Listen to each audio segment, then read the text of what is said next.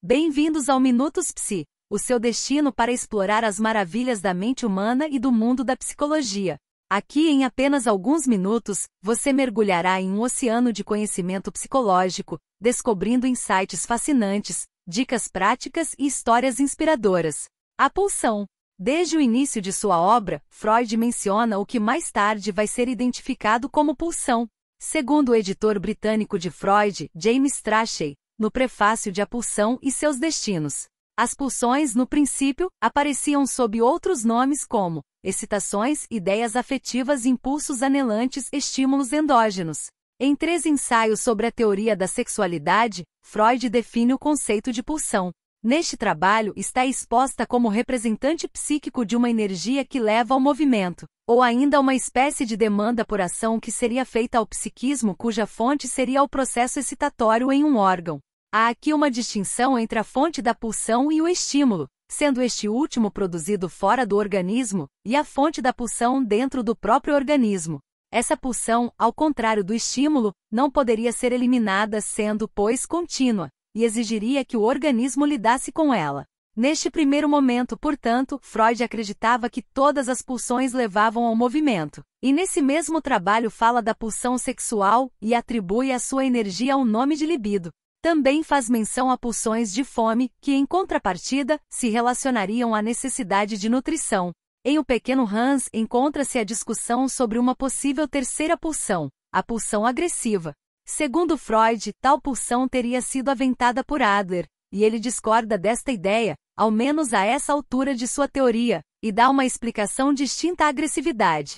Cada pulsão teria o poder de se tornar agressiva. Em 1910, em A Concepção Psicanalítica da Perturbação Psicogênica da Visão, a pulsão, chamada por ele de pulsão de fome, é efetivamente contraposta à pulsão sexual, e a ela é atribuída o status de pulsão de autopreservação ou pulsão do ego. Como disse o poeta, todos os instintos orgânicos que atuam em nossa mente podem ser classificados como fome ou amor. Parece ser somente em 1915, após expor várias vezes a sua insatisfação com o conhecimento produzido até então a respeito do assunto, que Freud cria de fato uma teoria das pulsões expondo-a no trabalho A Pulsão e seus Destinos. Contudo, ele modificaria esta teoria 5 anos mais tarde quando passa a compreender outra classe de pulsões. Primeira teoria pulsional. Como dito anteriormente, em um primeiro momento Freud acreditava que todas as pulsões consistiam em movimento psíquico, pois seriam decorrentes de um quantum de energia que impelia o psiquismo à ação. O pai da psicanálise nem mesmo tentou propor quais seriam as possíveis pulsões existentes, mas acreditava que se dividiam em 2 grandes grupos, autopreservação e sexuais. As pulsões de autopreservação, entendia Freud, tinham a função de preservar a existência do indivíduo, do ego, enquanto as pulsões sexuais se esforçavam na busca de objetos com vistas à preservação da espécie e à satisfação sexual. Segundo ele, a princípio as pulsões sexuais estariam ligadas às de autopreservação, e por isso buscariam vinculação, satisfação, com aquilo que preservaria a vida. Antes mesmo de expor essa teoria, Freud já mostrava inquietação quanto à classificação dualista perdurar, e mostrava que essa teoria seria mantida até quando se mostrasse útil, ou até quando as experiências clínicas não mostrassem evidências contrárias. Segunda teoria pulsional. Em 1920, Freud revê a divisão inicial que havia feito das pulsões, em pulsões sexuais e de autopreservação. Em Além do Princípio do Prazer, propõe a existência de uma nova dualidade na vida psíquica, a de que existem 2 forças opostas, uma energia que impele a ação e outra que leva à inanição. Aquelas que levam à ação já eram bem conhecidas, pois consistiam no agrupamento das pulsões sexuais e de autopreservação. Freud deu-lhes o nome de pulsões de vida. O autor dizia que estas pulsões diziam respeito às excitações que induziriam à busca de objetos. Por outro lado, aquelas que levavam à estagnação era a grande novidade da proposta, e Freud as nomeou pulsões de morte. Estas eram descritas como as que buscariam a paz, ou seja, a ausência de estimulação no organismo. A pulsão de morte era entendida por Freud como uma tendência que levaria à eliminação da estimulação do organismo.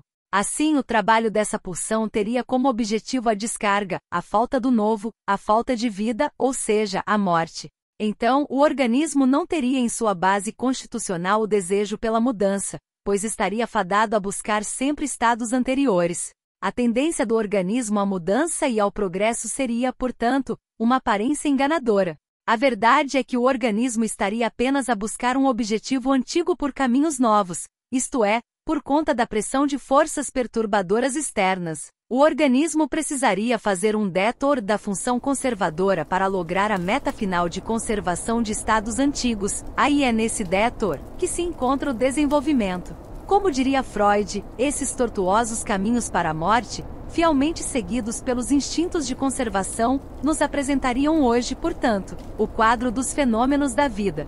Em O Ego e o ID, Freud afirma que a pulsão de vida precisa encontrar formas de manter a vida ante a tendência amortífera da pulsão oposta. Uma das soluções pontuadas por ele é o desviar da pulsão de morte para fora do organismo para não provocar a destruição interna. Assim, boa parte desta pulsão se voltaria para o exterior e se apresentaria aí, pelo menos parcialmente, em forma de destruição. Quanto à parte da pulsão de morte que permanece no ego, Freud, 1923, 1996 dizia que ela poderia chegar à descarga por meio da fusão à pulsão de vida também. Neste formato, formas saudáveis de descarga são desenvolvidas em contrapartida às soluções que a pulsão de morte encontra quando desfusionada, que seria o estabelecimento de neuroses graves. Quando desfusionada, a pulsão de morte encontraria no superego um aliado e seria responsável pela dureza e crueldade exibida dessa instância, e também por uma ação exagerada e excessivamente punidora voltada ao ego. A pulsão de morte é responsável ainda pelo sentimento de culpa instalado no ego, que faz com que o sujeito se julgue merecedor de sofrimento. Freud conclui que quanto mais um homem controla a sua agressividade para com o exterior mais severo, isto é, agressivo, ele se torna em seu ideal do ego, ou seja, maior a inclinação do seu ideal do ego para a agressividade contra o seu ego. Lembra-se do que Freud defendeu em 1923 sobre a pulsão de morte, ele já havia se deparado antes e resistiu em reconhecer. Em O Pequeno Hans, Freud dizia: não posso convencer-me a aceitar a existência de um instinto agressivo especial ao lado dos instintos familiares de autopreservação e de sexo, e de qualidade igual a destes, e mais tarde justifica tal resistência pela dificuldade que a criança interna tem de aceitar a inata inclinação humana para a ruindade, a agressividade e a destrutividade e também para a crueldade. Nos trabalhos finais, Freud também reconhece que a pulsão de morte se tornou uma das teorias mais úteis do ponto de vista teórico do que qualquer outra. Veja-se um pouco sobre algumas questões que se acredita estar relacionadas à proposição desta nova pulsão. O caminho entre as teorias pulsionais. Como dito anteriormente, apesar de Freud ter proposto duas teorias pulsionais, a segunda teoria, que trata de pulsão de vida e de morte, não descarta o que é proposto na primeira, pulsões sexuais e de autoconservação. Apenas agrupa as pulsões sexuais e de autopreservação nas pulsões de vida. Assim, antes de tudo, uma questão a ser levantada é: o que levou Freud a agrupar no mesmo conjunto as pulsões do ego e sexuais? Questionamento da primeira dualidade pulsional, sobre o narcisismo. Freud agrupa as pulsões sexuais e do ego no trabalho além do princípio do prazer sob o signo das pulsões de vida, porém as ideias que deram base para tal são anteriores. Em 1914, antes mesmo de discorrer mais profundamente sobre a sua primeira teoria das pulsões, Freud trata desse possível agrupamento no trabalho sobre o narcisismo, uma introdução. Neste último trabalho, Freud desenvolve uma ideia que começou a chamar-lhe a atenção a partir dos estudos sobre a esquizofrenia, ou demência precoce. O autor, que procurava articular a teoria da libido a estas patologias, percebeu que nestas ocorria a retirada de investimentos do mundo externo e o investimento no eu. A esta atitude de tratar o seu próprio corpo da mesma forma pela qual o corpo de um objeto sexual P84 deu o nome de narcisismo, e a considerou como, em certa medida, algo que se pode atribuir a todo ser humano. Até então Freud acreditava que em função do ego agiam as pulsões de autopreservação, ou do ego, e do mundo externo, as pulsões objetais ou sexuais. Entretanto, com o entendimento de que as pulsões objetais podiam ser recolhidas do mundo externo e investidas no próprio ego, ele pergunta se não se trataria, no que tange ambas as pulsões, de uma única energia a atuar na mente. Assim, o autor passa a considerar a existência de uma libido do ego que só posteriormente é dirigida a objetos. Freud fala, então, de um estado primário, que ele denomina narcisismo, no qual a libido sexual e do ego seriam uma única, e esta energia estaria investida unicamente no próprio ego. Somente mais tarde, quando passasse a existir investimento objetal, seria possível diferenciá-las. Segundo Ernest Jones, biógrafo de Freud em sua obra, o criador da psicanálise era cativado pela ideia de um profundo conflito na mente entre forças opostas, uma tendência dualista. Assim, parecia-lhe insatisfatório explicar o conflito psíquico como conflito entre duas tendências da mesma pulsão. Mesmo assim, apesar desta compreensão que mostra a possibilidade de agrupamento das pulsões, Freud mantém a distinção entre estas pulsões do ego e objetais. O autor defende que as pulsões, apesar de originárias de uma mesma energia, refletem bem a função dúplice que o indivíduo tem, de servir suas próprias finalidades e a outra de servir a algo maior, a preservação da espécie. Apesar de que no trabalho referido Freud mantém tal postura, um ano depois ele apresenta em A Pulsão e Seus Destinos, 1920, esta sua teoria pulsional que passou a ser conhecida como teoria da libido, mas já deixa claro de antemão que caso o trabalho psicanalítico viesse a produzir uma nova hipótese mais útil, estaria disposto a abandonar esta teoria. Com a semente plantada sobre uma única vertente originária para as pulsões do ego e sexuais, pode-se partir para outro ponto, a construção do conceito de pulsão que se contrapõe à pulsão de vida ou libidinal. Para que houvesse uma pulsão de vida, foi necessário construir-se uma pulsão de morte. Porém, como isto se deu? Princípio da inércia e da constância, base para a pulsão de morte. A ideia de uma pulsão de morte se desenvolveu ao longo da teoria freudiana de forma paulatina. Desde Projeto para uma Psicologia Científica, Freud estabelece as bases para o que seria reconhecido posteriormente como a pulsão de morte. Nesse trabalho, em que o autor buscava uma forma neurológica de explicar o funcionamento do aparelho mental, ele fala da existência de um quantum que circula e movimenta o aparelho mental e de uma tendência desse aparelho para reduzir ou controlar esta quantidade.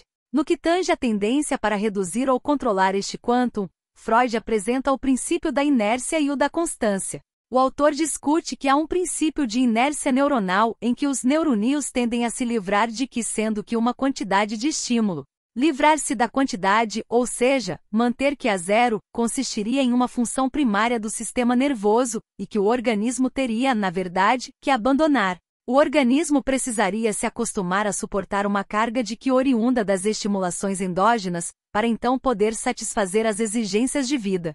Isto não quer dizer que o princípio de inércia é completamente abandonado, mas que é modificado. O organismo passa, assim, a buscar manter constante a quantidade de energia interna. Apesar de a teoria acima ser neurológica, ela serve de base para uma teoria de funcionamento do aparelho psíquico proposto em Além do Princípio do Prazer, em 1920. A quantidade que proposta no projeto seria posteriormente identificada com a pulsão de vida, descrita como uma pulsão de movimento-moção, e a tendência a livrar-se de tal que como a pulsão de morte ou de inanição. Num primeiro momento tem-se então uma teoria neurológica e posteriormente, tal teoria evoluiu até a ideia de pulsões de vida e de morte. Em A Pulsão e Seus Destinos, 1915, tal compreensão dualista de uma quantidade que levaria ao movimento de um lado, e uma tendência a livrar-se de tal quantidade de outro, já se desprende do neurologismo, e é compreendida como um modus operandi do aparelho psíquico.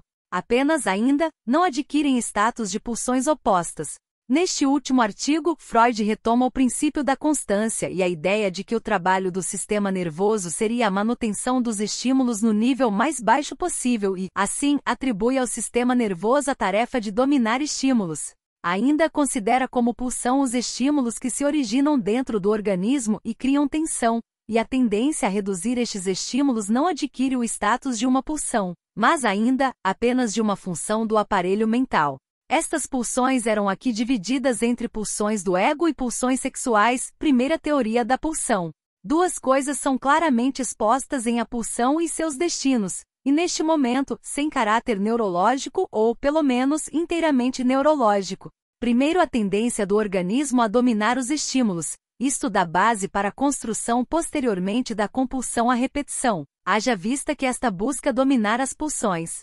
Por último, as duas tendências opostas do organismo, uma que busca diminuir a tensão e a energia proveniente das pulsões, e outra que trata de um fluxo constante de energia.